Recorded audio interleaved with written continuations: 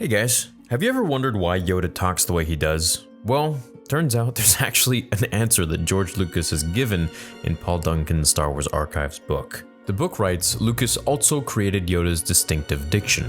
Away put your weapon. Ah, yes, harm I mean you not, young friend. Away put it. Paul Duncan asks, how did you come up with the way Yoda speaks? Where George says, mostly, we had these strange languages and voices that were created out of foreign languages.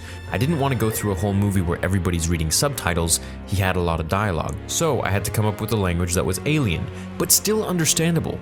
So I reversed everything around. The language was designed to make you focus on the boring philosophical lessons. And that's all George actually has to say about Yoda's speech. And now that I really think of it, Yoda's basic caveman-style way of speaking, reversed way of speaking, really does highlight his prominent philosophical points. By simply taking out basic grammar, Yoda really hits home his direct message without, making it too long.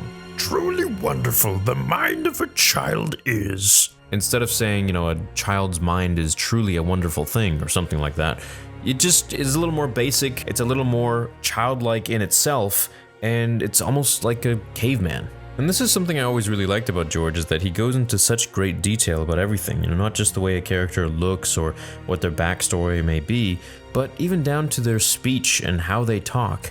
And I really appreciate the fact that he didn't want us to have to read the entire time that Yoda speaks, because could you imagine that in the prequels?